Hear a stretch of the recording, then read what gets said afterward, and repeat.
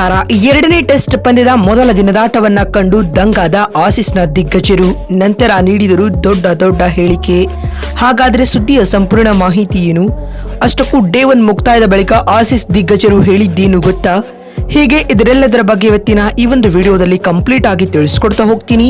ಆದ್ದರಿಂದ ದಯವಿಟ್ಟು ಈ ವಿಡಿಯೋವನ್ನ ಕೊನೆವರೆಗೂ ನೋಡಿ. ಭಾರತ ಹಾಗೂ ಆಸ್ಟ್ರೇಲಿಯಾ ನಡುವೆ ಇಂದಿನಿಂದ ಆರಂಭವಾಗಿರುವ ಅಡಿಲೇಡ್ನ ಡೇ ಅಂಡ್ ನೈಟ್ ಟೆಸ್ಟ್ ಪಂದ್ಯದ ಮೊದಲ ದಿನದಾಟವು ಮುಕ್ತಾಯಗೊಂಡಿದೆ.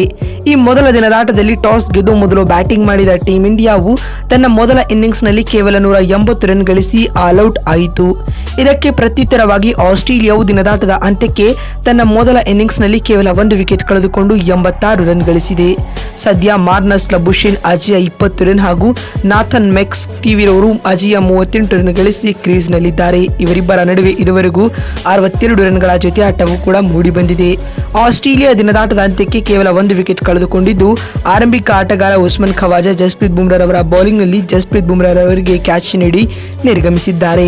ಇದರೊಂದಿಗೆ ಆಸ್ಟ್ರೇಲಿಯಾ ತಂಡವು ಇನ್ನೂ ಕೂಡ 94 ರನ್ಗಳ ಹಿನ್ನಡೆಯನ್ನ ಎದುರಿಸುತ್ತಿದೆ ಸ್ನೇಹಿತರೆ.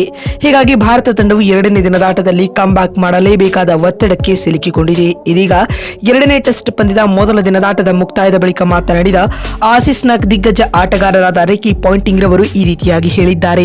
ಈ ಪಿಂಕ್ ಬಾಲ್ ಟೆಸ್ಟ್ ನಲ್ಲಿ ಮಿಚೆಲ್ ಸ್ಟಾರ್ಕ್ ರವರು ಅದ್ಭುತ ಆಟವನ್ನ ಆಡುತ್ತಿದ್ದಾರೆ. ಯಶಸ್ವಿ ಜೈಸ್ವಾಲ್ ರವರನ್ನ ಇಂದಿನ ಪಂದ್ಯದಲ್ಲಿ ಗೋಲ್ಡನ್ ಡಕೌಟ್ ಮಾಡುವ ಮೂಲಕ ಮೊದಲ ಟೆಸ್ಟ್ ಪಂದ್ಯದಲ್ಲಿನ ರಿವೆಂಜ್ ಅನ್ನ ಸಖತ್ತಾಗಿ ತೀರಿಸಿಕೊಂಡಿದ್ದಾರೆ ಎಂದು ರಿಕಿ ಪಾಂಟಿಂಗ್ ಹೇಳಿದ್ದಾರೆ.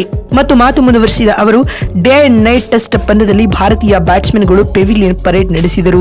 ಹೀಗಾಗಿ ಈ ಪಂದ್ಯವನ್ನು ನಮ್ಮ ಆಸ್ಟ್ರೇಲಿಯಾ ತಂಡ ಗೆಲ್ಲಲಿದೆ ಎಂದು ರಿಕಿ ಪಾಂಟಿಂಗ್ ಹೇಳಿದ್ದಾರೆ. ಮತ್ತು ಮಾತು ಮುಂದುವರಿಸಿದ ಅವರು ಈ ಪಿಂಕ್ ಬಾಲ್ ಟೆಸ್ಟ್ ನಲ್ಲಿ ಟೀಂ ಇಂಡಿಯಾದ ದಿಗ್ಗಜ ಆಟಗಾರರಾದ ವಿರಾಟ್ ಕೊಹ್ಲಿ ಹಾಗೂ ರೋಹಿತ್ ಶರ್ಮಾ ರನ್ ಬಾರಿಸಲು ಪರದಾಡುತ್ತಿದ್ದರು ಎಂದು ರಿಕಿ ಪಾಂಟಿಂಗ್ ಕಿಡಿಕಾರಿದ್ದಾರೆ. ಮತ್ತು ಇದಾದ ಬಳಿಕ ಮಾತನಾಡಿದ ಆಸೀಸ್ನ ಇನ್ನೋರ್ವ ದಿಗ್ಗಜ ಆಟಗಾರರಾದ ಆಡಮ್ ಗಿಲ್ಕ್ರಿಸ್ಟ್ ಅವರು ಹೀಗೆ ಹೇಳಿದ್ದಾರೆ.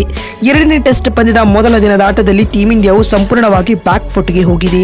ಹೀಗಾಗಿ ನಮ್ಮ ತಂಡವು ಉತ್ತಮ ಸ್ಥಿತಿಯಲ್ಲಿದೆ ಮತ್ತು ಭಾರತವನ್ನ ಇಲ್ಲಿಂದ ಸೋಲಿನಿಂದ ಪಾರು ಮಾಡಲು ಯಾರಿಂದಲೂ ಸಾಧ್ಯವಿಲ್ಲ ಎಂದು ಆಡಮ್ ಗಿಲ್ಕ್ರಿಸ್ಟ್ ಹೇಳಿದ್ದಾರೆ. ಮತ್ತು ಮಾತು ಮುಂದುವರಿಸಿದ ಅವರು ಮಿಚೆಲ್ ಸ್ಟಾರ್ಕ್ ಬೌಲಿಂಗ್ ನಲ್ಲಿ ಉತ್ತಮ ದಾಳಿಯನ್ನ ಸಂಘಟಿಸಿದರು ಎಂದು ತಿಳಿಸಿದ್ದಾರೆ. ಇದಾದ ಬಳಿಕ ಮಾತನಾಡಿದ ಬ್ರಿಟ್ ಲೀ ರವರು ಹೀಗೆ ಹೇಳಿದ್ದಾರೆ. ಎರಡನೇ ಟೆಸ್ಟ್ ಪಂದ್ಯದ ಮೊದಲ ದಿನದಾಟವು ಮುಕ್ತಾಯಗೊಂಡಿರಬಹುದು, ಆದರೆ ಇನ್ನೂ ಕೂಡ ಪಂದ್ಯ ಮುಕ್ತಾಯಗೊಂಡಿಲ್ಲ. ಟೀಂ ಇಂಡಿಯಾ ಕಮ್ಬ್ಯಾಕ್ ಮಾಡಲು ಎದುರು ನೋಡಬಹುದು. ಹೀಗಾಗಿ ಭಾರತ ತಂಡವನ್ನ ಹಗುರವಾಗಿ ಪರಿಗಣಿಸುವಂತಿಲ್ಲ ಎಂದು ಬ್ರಿಟ್ ಲೀ ಹೇಳಿದ್ದಾರೆ. ನೋಡಿದ್ರಲ್ಲ, ಭಾರತ ಮತ್ತು ಆಸ್ಟ್ರೇಲಿಯಾ ನಡುವಿನ ಎರಡನೇ ಟೆಸ್ಟ್ ಪಂದ್ಯದ ಮೊದಲ ದಿನದಾಟದ ಮುಕ್ತಾಯದ ಬಳಿಕ ಆಸೀಸ್ನ ದಿಗ್ಗಜರು ಹೇಳಿದ್ದೇನು ಅಂತ ತಿಳಿಸಿಕೊಡುವ ನಮ್ಮ ಈ ಪ್ರಯತ್ನ ನಿಮಗೆ ಇಷ್ಟವಾಗಿದ್ದಲ್ಲಿ ತಪ್ಪದೆ ಈ ಕೂಡಲೇ ಈ ವಿಡಿಯೋಗೊಂದು ಲೈಕ್ ಮಾಡಿ. ಮತ್ತೊಂದು ವಿಡಿಯೋದಲ್ಲಿ ಸಿಗ್ತೀನಿ. ಅಲ್ಲಿವರೆಗೂ ನಮಸ್ಕಾರ, ಧನ್ಯವಾದಗಳು.